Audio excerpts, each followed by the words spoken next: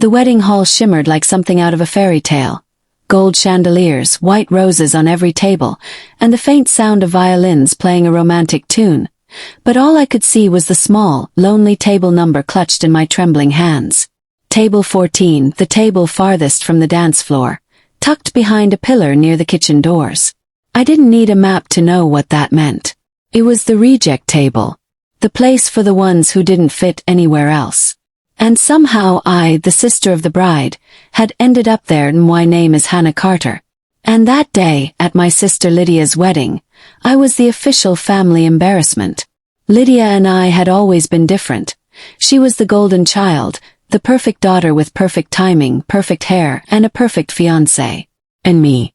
I was 32, single, and apparently too focused on my career.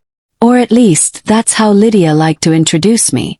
We were at our parents' house, going over the seating chart when Lydia looked up from her iPad and said sweetly, "Hannah, maybe I should seat you near the bar. That way, at least you'll have company." Everyone laughed except me. Our mother gave her that don't be cruel look, but Lydia only smiled wider. "What? I'm kidding.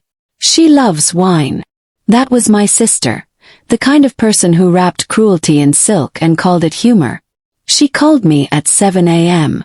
"Hannah, honey, I know today might be emotionally hard for you," she said in her syrupy voice. "Seeing everyone happy and in love when you're still, finding yourself. Finding myself. Translation.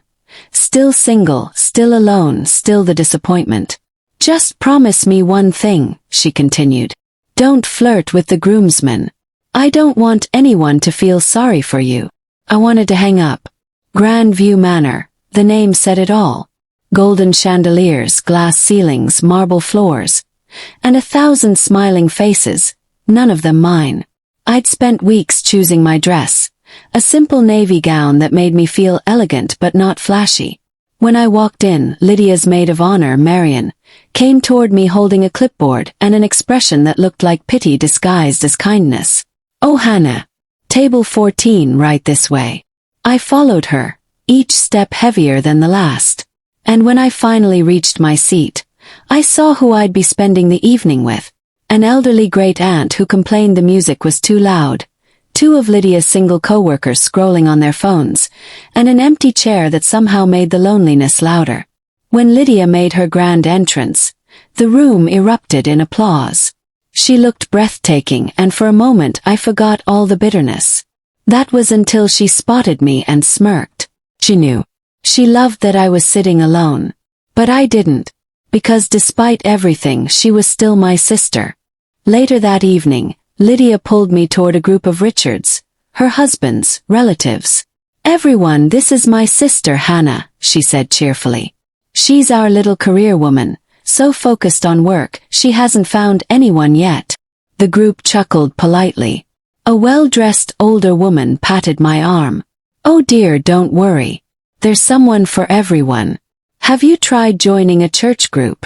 Lydia laughed, that fake tinkling laugh that hid poison underneath. "Oh, Hannah's very independent, aren't you, sis?" The way she said independent made it sound like a disease. I smiled tightly and excused myself before my voice cracked. But she wasn't done. During the bouquet toss, when the DJ called all the single ladies to the dance floor, I tried to hide behind a pillar. Marion found me. "Come on, Hannah, it's tradition." Before I could protest, I was pushed into a circle of giggling 20-somethings. Lydia made eye contact with me, and with a mischievous grin, she threw the bouquet in the opposite direction. It landed perfectly in the hands of a young girl barely out of college. "Looks like Hannah will have to wait a little longer," Lydia called out, her voice echoing through the hall. Richard shifted uncomfortably. Maybe we should." "No, it's fine," William said calmly. "I just think sisters should lift each other up, not tear each other down." Lydia's face turned scarlet. "Excuse me," she said and stormed off after that. The entire atmosphere changed. People started whispering, but this time about her. William smiled at me, eyes gleaming. "Mission accomplished." "You're a dangerous man," I said. "Only when necessary." The crowd laughed. My heart didn't just break, it shattered. I escaped back to my table, blinking back tears. That was when I heard a voice. Deep, calm, and close. Act like you're with me. Froze. Turning around, I saw a man. Tall, broad-shouldered, dark hair slightly tousled. He wore a tailored charcoal suit that probably cost more than my rent. His eyes were warm but confident. His smile small but knowing. "Excuse me," I whispered. He leaned in slightly. "Your sister just told my business partner that you're the family's tragic single case. Thought I'd give her something to think about." I blinked. He wasn't joking. Before I could respond, he slid into the seat next to me. "I'm William. Richard's cousin. From Boston." I stared, unsure whether to thank him or tell him to leave. "Don't worry," he said, his lips curving into a smirk. "I don't bite. Just play along."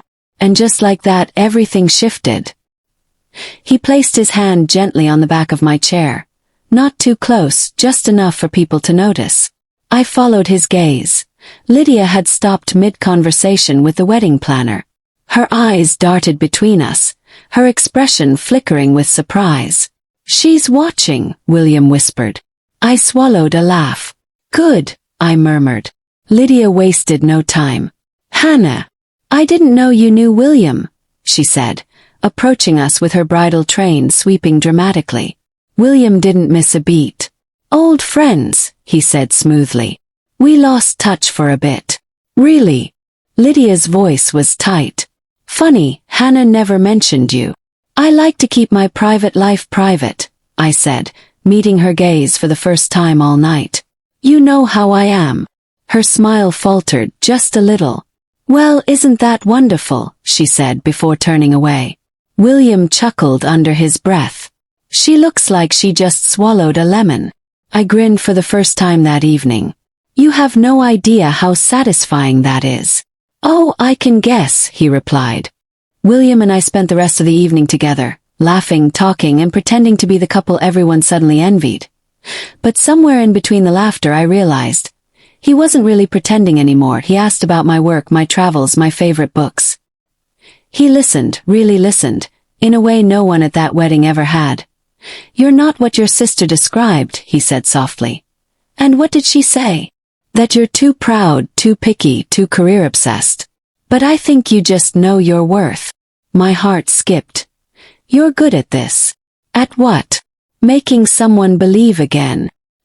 He smiled, that slow, genuine kind of smile that reaches the eyes. When it came time for the garter toss, Lydia tried one last time to steal the spotlight.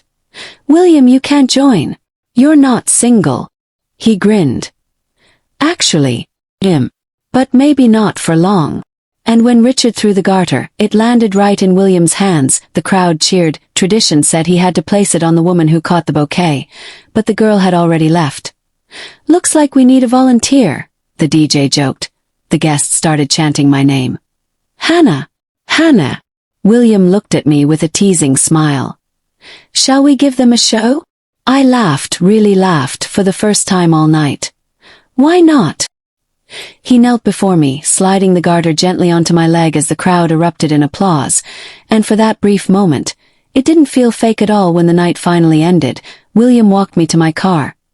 The parking lot was quiet, the first time we'd been alone all evening. "Thank you," I said. "For everything. You saved me tonight." He looked at me seriously. "What makes you think I was pretending?" My heart skipped. "Because we just met." "Maybe. But sometimes you meet someone and it doesn't feel like a first meeting." He handed me his business card, sleek, black, with his name embossed in gold. "If you ever want to see me again, not for show, just for real, call me." "And me."